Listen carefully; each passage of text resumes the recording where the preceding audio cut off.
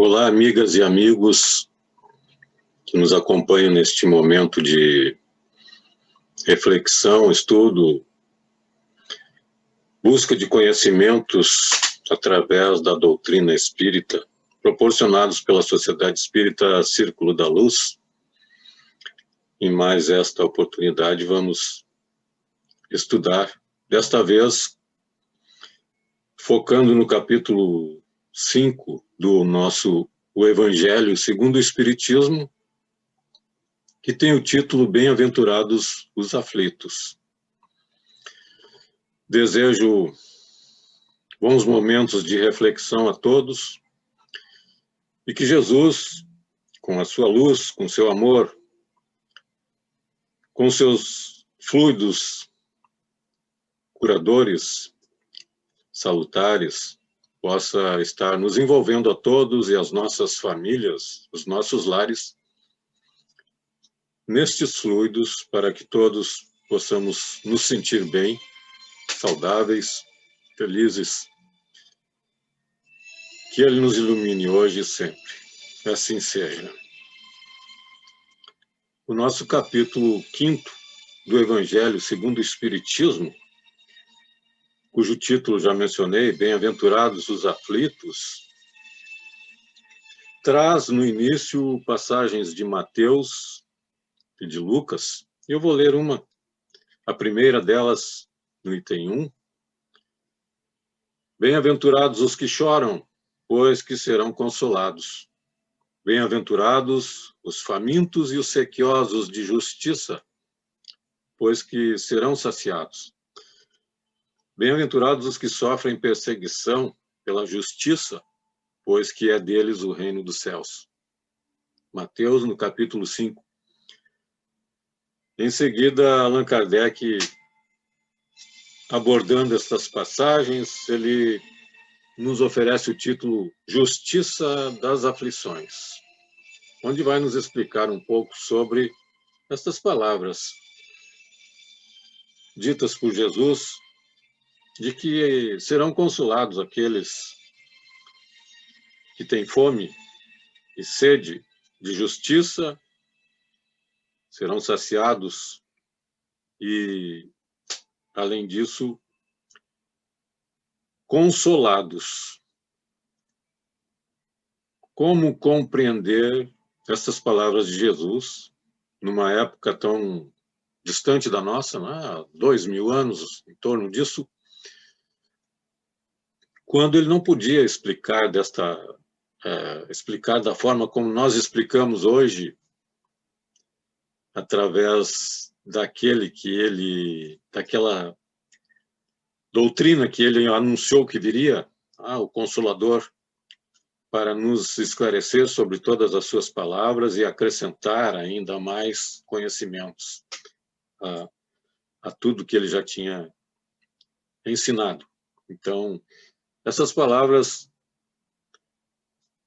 para quem não tem o conhecimento, ou para quem não busca, através da doutrina espírita, a compreensão delas, ficam difíceis de ser compreendidas, tá?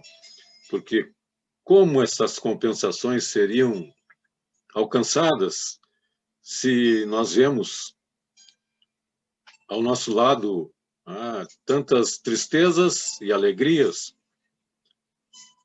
tantas contrariedades, vamos dizer, sentimentos contrários, uns buscam a luz, outros ainda permanecem na sombra, cometendo crimes, enquanto um é feliz, outro passa a vida lutando e tem uma vida de muito sacrifício e sofre. Como explicar isso? Jesus veio para nos ensinar sobre isto, né? nos esclarecer sobre isto. Não só para nos consolar, mas para nos indicar o caminho para sairmos dos sofrimentos, das aflições. Então, ao interpretarmos estas palavras à luz da doutrina espírita, nós vamos, primeiro ponto, admitir que para que ele tenha, para que tenha sentido, esse ensinamento dele, nós temos que considerar que a vida não é só na Terra, ou melhor, que a vida existe de maneira mais plena para o espírito. E o que nós vivemos na Terra é uma existência apenas, uma encarnação entre muitas que vamos passar e que já passamos também, aprendendo sempre e progredindo sempre, como nos diz uma das leis que a doutrina espírita nos coloca, que é a lei do progresso. Então, as aflições têm uma função. As aflições têm um porquê. Nada, conforme nos indica a doutrina espírita, nada é por acaso. As aflições fazem parte deste processo de aperfeiçoamento em que nos encontramos como espíritos eternos, imortais. Por isso, no item 4, Kardec aborda as causas atuais das aflições, nos mostrando que muita coisa que nós estamos fazendo hoje, muitos hábitos que nós temos, são nocivos a nós próprios, retardam a nossa evolução como espíritos. Então, ele começa dizendo que são de duas espécies as vicissitudes, ou seja, as aflições, as perturbações por que nós passamos. Duas espécies porque muitas foram causadas em existências anteriores, que a doutrina explica. A doutrina espírita nos esclarece, dizendo que, como nós somos espíritos que não nascemos aqui na Terra, nesta fase, nesta etapa, nós já trazemos do passado uma história, muitas encarnações passadas, onde cometemos equívocos maiores ainda do que os que estamos cometendo hoje. Então, muitas das aflições que nós passamos hoje têm a causa neste passado, em equívocos, muitas vezes em crimes que cometemos, transgredindo as leis divinas. Com relação a estas causas passadas, nada mais nós podemos fazer a não ser suportar, com resignação, com força, com coragem, quando elas nos chegam, as consequências deste passado. Enfrentar para reverter o mal que fizemos, praticando, por exemplo, a caridade. Fazendo o bem, nós amenizamos essas dores, esses sofrimentos, estas consequências do mal que praticamos neste passado. No entanto, é bom a gente focar também, e principalmente, nas causas atuais, porque estas nós podemos trabalhar. Nestas nós podemos ainda mudar. Por exemplo, se temos um hábito que nós sabemos que é nocivo à nossa saúde, um vício, como dizemos, o fumo, o álcool, ou mesmo as drogas ilícitas, porque, por incrível que pareça, se permitem algumas drogas, como fumo, álcool, mesmo que causem mal à saúde e até muitas mortes. E proíbe-se outras. São coisas que nós não temos como discutir agora. Mas, então, esses hábitos nocivos à nossa saúde, nós podemos modificar se tivermos vontade firme, disciplina, se percebermos com clareza que isto está nos causando mal e que vai nos levar, certamente, a depois ter que reparar pela lei de causa e efeito. Essas causas atuais serão depois efeitos do que estamos fazendo e virão como sofrimento, muitas vezes, se nós estivermos transgredindo as leis que dizem que nós devemos amar a nós próprios. Amar a nós próprios é cuidar de nós próprios e amar ao próximo também como a nós. Tá? Foi o que Jesus nos ensinou. Então, diz Kardec, remontando-se à origem dos males terrestres, reconhecer-se-á que muitos são consequência natural do caráter e do proceder dos que o suportam. E ele diz, quantos homens, por exemplo, caem por sua própria culpa? Quantos são vítimas de imprevidência, de orgulho e de ambição, né? Da própria ambição, ambiciosos demais, buscando mais as coisas materiais e esquecendo de crescer, né? De se dedicar um pouco ao crescimento espiritual, moral, né? Que é o que vai contar, enfim, para o espírito.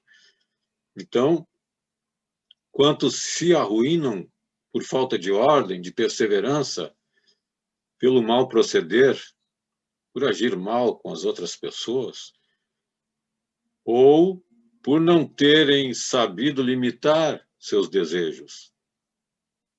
A limitação dos desejos é fundamental. Todos nós gostamos de ter prazer, sentir prazer, mas tem um limite.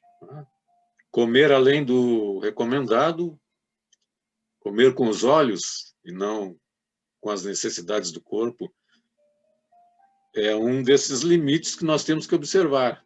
É isso? É só um exemplo, né?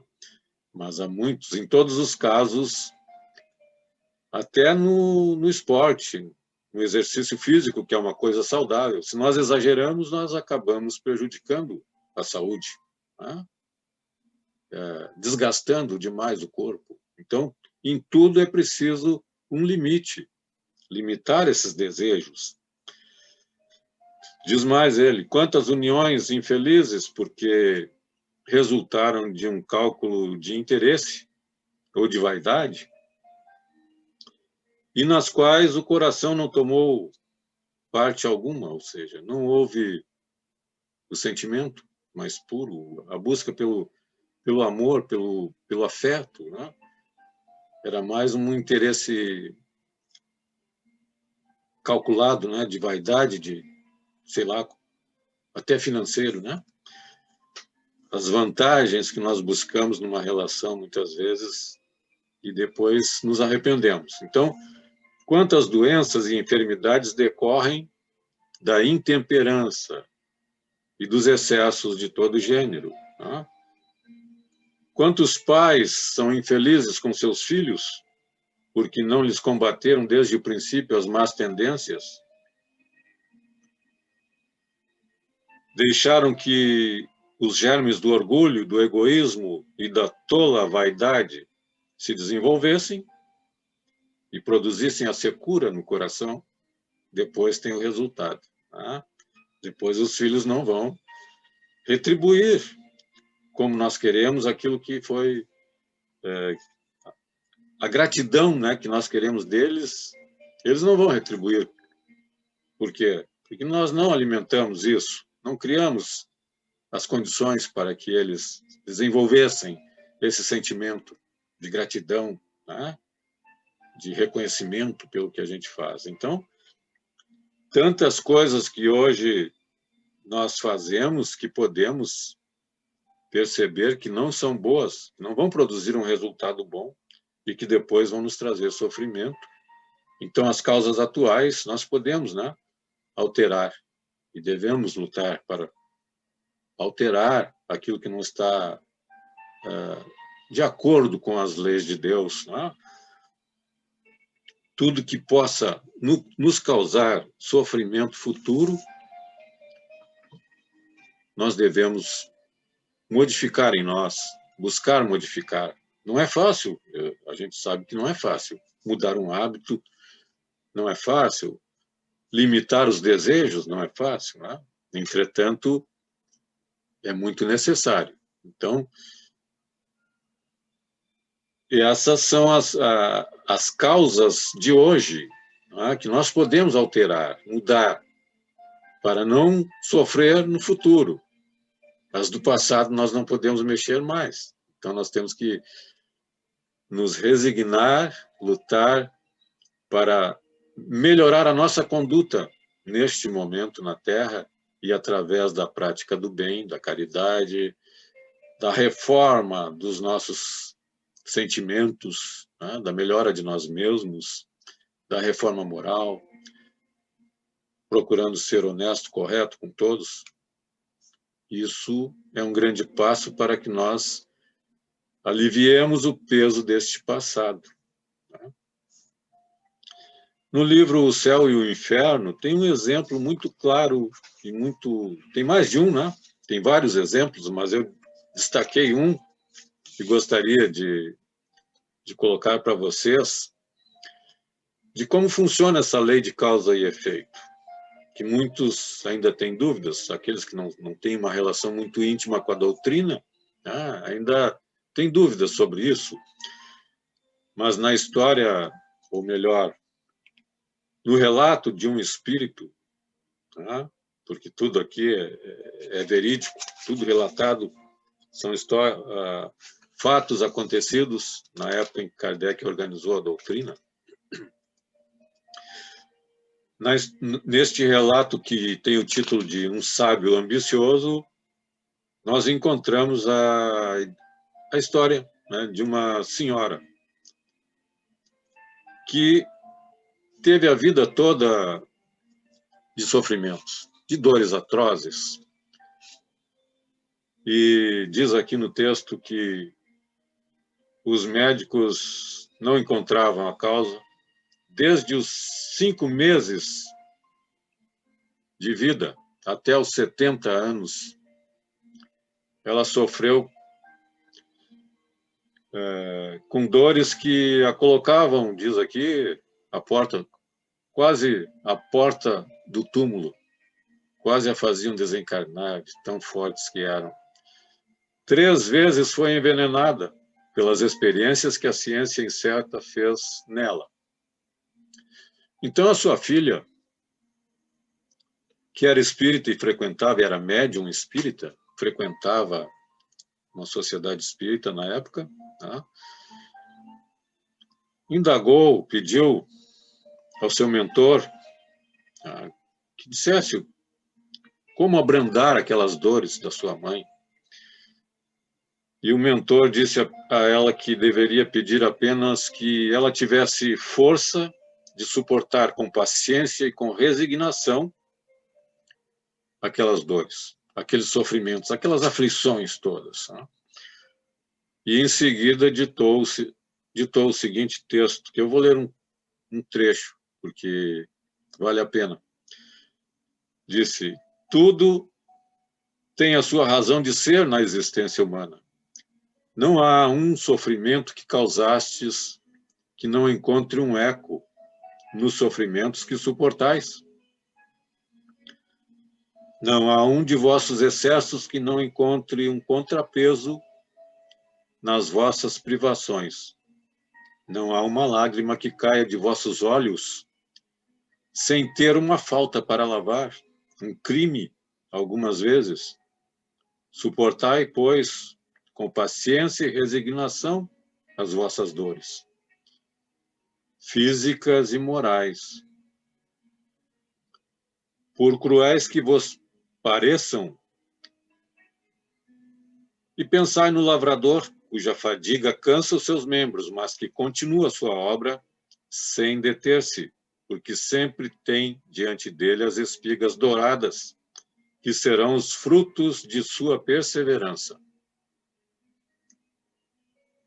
E aí, em seguida, ele relata o porquê daqueles sofrimentos, dizendo que a mãe da moça tinha sido, no passado, um sábio, um médico muito sábio, que fazia experiências com fórmulas de medicamentos e testava essas fórmulas, sem que os pacientes soubessem, tá? Nos seus próprios pacientes. Ele era ambicioso, buscava a glória e riqueza. Ou seja, querendo atingir o apogeu da ciência, não tendo em vista aliviar os seus irmãos, porque não era um filantropo, mas queria aumentar a sua reputação e, por consequência, o número de clientes. Tá? Então, fazia experiências com crianças, submetia as crianças às experiências que deveriam dar-lhe a chave de certos fenômenos. O velho via apressar o seu fim, o homem vigoroso sentia-se enfraquecido pelas experiências que deveriam constatar a ação de determinada fórmula. Ele não sabia exatamente qual seria a reação, e muitos desencarnaram por causa dessas experiências, ou tiveram a saúde agravada, debilitada. Então, diz aqui, a satisfação da cupidez e do orgulho, da sede de ouro e de renome, tais foram os móveis de sua conduta. Foram necessários séculos e provas terríveis para domar esse espírito orgulhoso e ambicioso. E aí o Espírito diz que, depois de muitos séculos, ele estava, esse espírito, o espírito da mãe dessa moça, estava finalmente alcançando o momento de se liberar deste passado de crimes. Então, que suportasse com resignação e coragem essas provas, porque depois viria a paz, um momento melhor para ele, para esse espírito. Numa nova encarnação, viria com menos aflições, porque teria cumprido com a lei de causa e efeito. A causa estava no mal que ele praticou e o efeito estava sendo sentido agora. Ao longo de muitas encarnações, felizmente, para ela, essa senhora, já no final, já estava no final das provas. Mas vejam como funciona esta lei perfeita, justa, de uma justiça que não falha. Ao contrário da justiça humana, não falha. E nós sempre vamos reparar pelas aflições. Por isso que Jesus diz, bem-aventurados os aflitos. Aqueles que estão passando por aflições e que suportam com coragem, com resignação, com paciência, sem esmorecer, sem desanimar, e lutam por melhorar, esses estão vencendo as provas do passado, superando os erros passados, vencendo essas aflições para, no futuro, logo ali adiante, estarem numa condição melhor como espíritos e reencarnarem numa condição mais feliz, se for o caso. Vejam como a doutrina espírita é necessária para que nós possamos compreender Jesus. Que bom que ela existe, que bom que nós estudamos, que bom que nos encontramos nesses encontros fraternos, que vamos encerrar agora com a prece em forma de poesia do Espírito Emmanuel, Hino do Entardecer, onde ele diz: louvado sejas, Jesus, na aurora cheia de orvalho, que traz o dia, o trabalho em que andamos a aprender. Louvado seja, Senhor, pela luz das horas calmas que adormenta as nossas almas no instante do entardecer. O campo repousa em preces, o céu formoso cintila, e a nossa crença tranquila repousa no teu amor.